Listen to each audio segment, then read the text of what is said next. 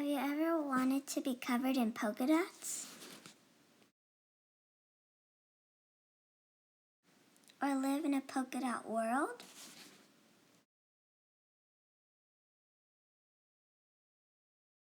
Meet Yayoi Kusama.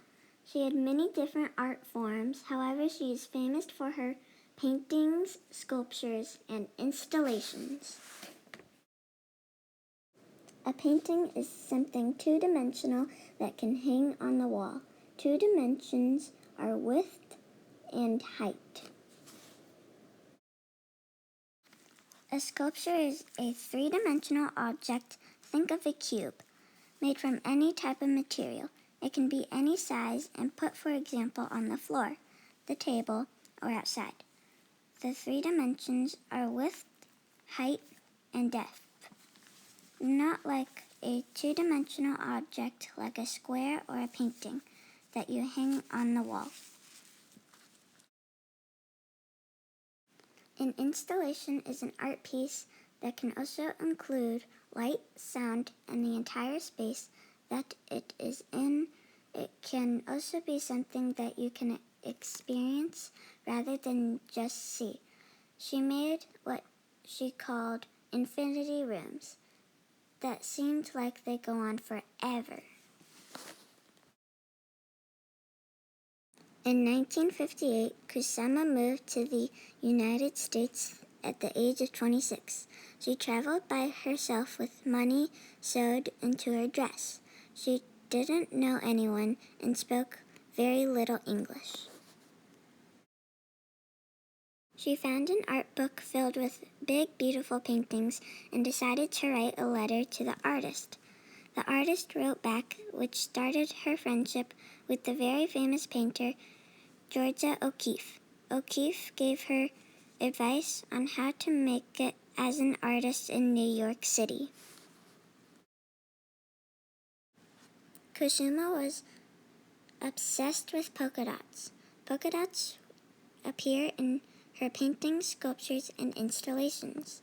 She said, "A polka dot has the form of the sun, which is a symbol of the energy of the whole world and our living life, and also the form of the moon, which is calm, round, soft, colorful, senseless, and unknowing.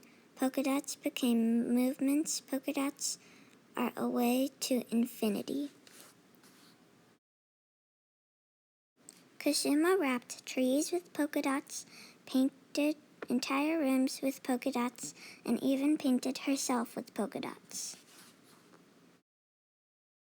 Another common theme in her work is pumpkins. She described pumpkins as being such tender things to touch, so appealing in color and form.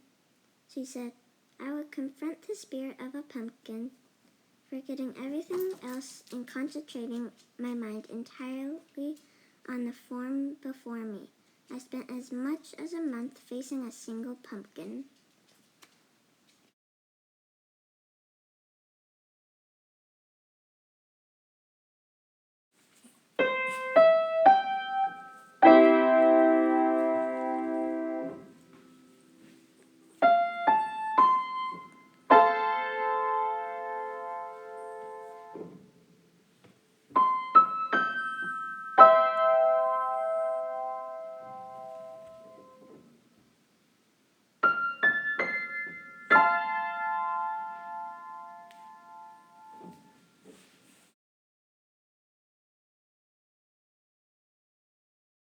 Kusama had mental health issues. She described it as seeing things that were not there. She painted a flower in 1954 and said, "One day I was looking at the red flower patterns on the tablecloth and the table, and when I looked up, I saw the same pattern covering the ceiling and windows, and the walls all over the room, my body and the universe."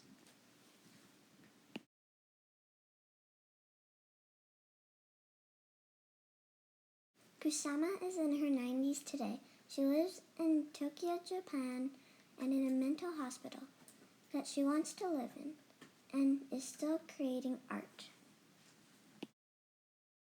Kusama has advice to young people that she would like you to know. Young people receive advice and guidance from others. I believe that advice shouldn't come from other people, but that each person should gain a direction for oneself by overcoming difficulty, and a true direction will come from overcoming adversity. Everyone think deeply, fight harder, and obtain splendid direction for your life. I wish for you to gain guidance from your deep thinking and spread your ideas all over the world in order to establish a wonderful life and world. I think that is very important. Let's fight for it together. It is my strongest wish as an artist. For people who are following after me, I'm not an art teacher to you. My wish for you is to explore yourself and find a marvelous view of life during your life. And my wish is that it comes from your own creativity by the power of art. After all, it is my praise of life from the bottom of my heart, and it shows that I am living as an artist with the wish to create a wonderful world with human love.